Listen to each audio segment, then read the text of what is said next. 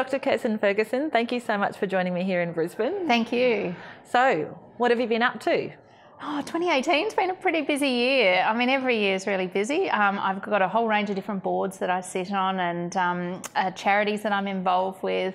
I've got 2 teenage daughters, but I'm busily writing as well. I've got a book coming out later this year, and I've recently finished the Celebrating Women campaign. So there's plenty going on. And tell us a bit more about the Celebrating Women campaign. Yeah, well, I started that in January last year, January 2017, when I was really sick of the amount of online denigration women have to face being on Twitter or on Facebook or wherever it might be. And I really wanted to see more celebration and less denigration of women. So I made a very public commitment to celebrate 2 women from all walks of life and from anywhere in the world every single day of 2017. I had absolutely no idea where I was going to find all of these women, but I started. The very first profile was of my mum, of all people, and the very last profile ended up being of my eldest daughter. But in between, I managed to celebrate 757 women from 37 countries around the world, and it was simply the most rewarding thing I've ever done. That's an amazing achievement. And for so long, gender equality has been a difficult subject for us. And it's really great that we're working in an optimistic space now, and that's what Celebrating Women has shown. And with the 100 Days for Change campaign, obviously, well, the initiative that's being rolled out with Women in Leadership Australia, we're looking at having a change conversation and a more positive approach to that. And Celebrating Women fits in really nicely with that. What would be your suggestion for women to support other women? Yeah, I think what's really important is that we can all do our own ways to amplify women's achievements and to help celebrate them without needing to start a social media campaign, for example.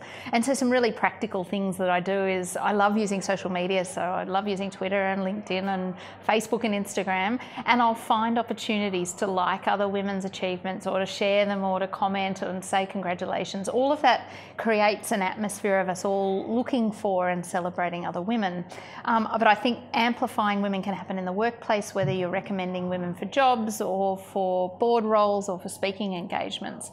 And what Celebrating Women has really taught me is that old saying of if you should be so successful as to achieve your own goals, you should drop the ladder down to help other women who come behind you.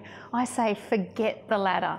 The ladder was only ever designed for one person at a time. And in fact, you hold on for grim life and no one can get past. What Celebrating Women taught me is that we can throw down a fishing net and bring up many, many women with us together. And I think this was a part of the way that I could hold the sides of the fishing net along with many other women, and that we can all do that every day.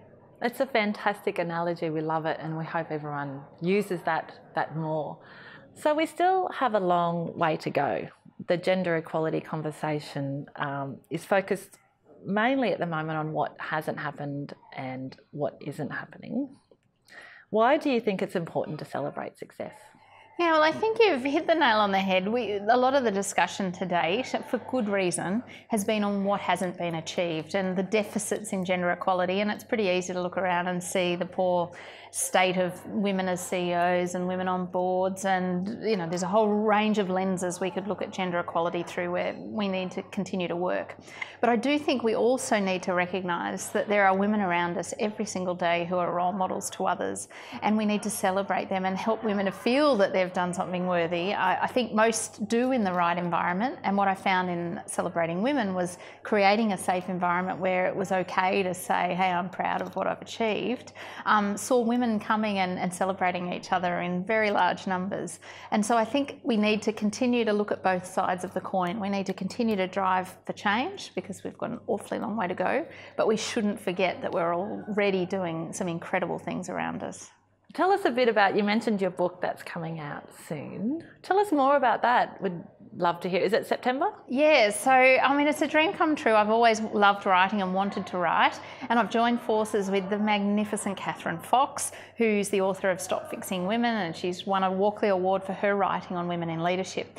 And our book is called Womankind, and we're looking at the power of women supporting women. And the book will be in bookstores in September, and it's going to be looking at the Celebrating Women campaign and what I learned from celebrating 2 women every single day for a year, and what that taught me about my own leadership and about women in generally. But we're also going to be debunking the queen bee myth once and for all, that women don't support women, because that's just not true, and it's just not the evidence that so many of us have ourselves. So we're really excited to share that with you. Fantastic, I can't wait.